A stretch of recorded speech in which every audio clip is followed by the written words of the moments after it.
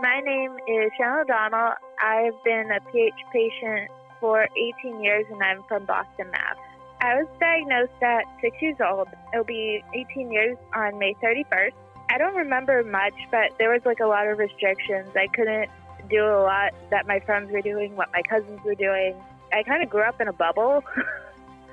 We didn't know how long my parents would have with me, so I kind of grew up in a bubble with very few friends and very close to family. My parents tried to give me a normal childhood, but back in the early 2000s, doctors didn't know how long kids would live with pulmonary hypertension, and there wasn't drugs approved for kids in the early 2000s. And while now here, 18 years later, I'm alive and graduating college tomorrow. Growing up, I was an arts and crafts nerd, book nerd. When my doctors cleared me to do karate, I ended up going all the way up to second degree black belt and then having to stop due to PH progression and joint issues. But toys, books, arts and crafts, and the bits of martial arts I got to dabble in were my, creative outlets. I think the first PH patient I met, I want to say the Indianapolis conference, where I met Kirsten Larson. She was really the first PH patient we met because our parents had connected and they said, hey, this is how our daughter wears her pump. She plays basketball, and that kind of pushed my parents to let me do more physical activities, play outside and learn how to ride a bike, learn how to ride a scooter. I want to say she was a teenager when I met her, maybe early 20s.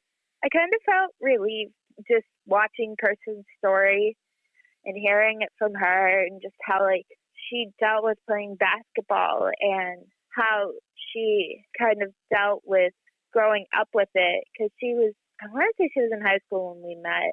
So just watching her go through high school and college and all that, it was pretty cool just meeting another PH patient. I'm on the women's group for Facebook, and all of the women complain about going on the cat pump, and I'm like, it fits into almost every designer bag in existence.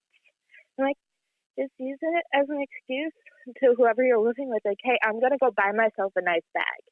And that's what I tell them. I'm like, go use it as an excuse. Go buy yourself one of those nice Coach bags, especially the bigger ones. They fit the cat pump really well. A lot of people have written me back saying, oh my God, that really cheered me up. I'm going to go do that now. So I've had the pleasure of attending the Whole Noel Game Camp in Ashford, Connecticut. They don't just accept PH kids. They accept all chronic illnesses. Paul Newman created it as a safe space for all those kids, including myself. I will say this to calm the parents down. We're probably going, oh my God, this child went to a camp in the middle of nowhere in New England. No, there are trained medical staff 24/7 on site. You're in a cabin full with air conditioning, beds, heat, whatever your child needs, they will provide it. And they let them be kids. I've learned how to do so many different arts and crafts. I learned how to develop a love of theater. They have music. They have wood shop. They have everything under the sun you can think of at that camp. And it was a pleasure going there at that camp, because they do have family weekends. You see kids with all different types of illnesses. You just feel like you're one with the crowd. And you make all different types of friends. I know I made all different types of friends with chronic illnesses, different types of cancer.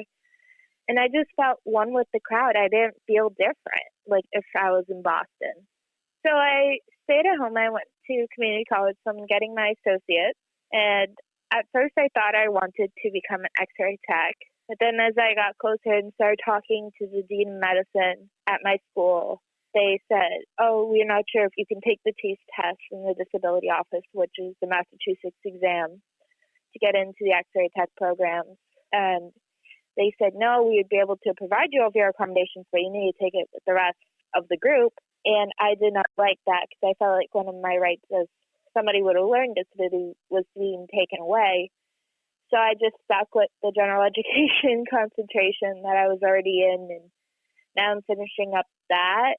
And now I'm moving on, hopefully, to UMass Boston in the fall for creative writing.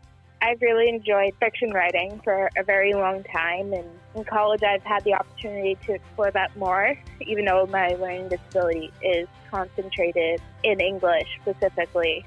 But taking my last few classes, I focused on the creative writing classes I would be taking in the fall and in the future. So I recently took children's literature class, and I had to write a children's book. So, yeah, I want to be an author. I am a big fan of Ellen DeGeneres in Finding Nemo. The best advice I give to anybody I meet through Generation Hope who's newly diagnosed is to just keep swimming and enjoy life, because we don't know how long we're going to have. We don't know how long these therapies are going to work. We are on a roller coaster ride, and we don't know when we're going to get off of it. My name is Shannon O'Donnell, and I am aware that I am rare.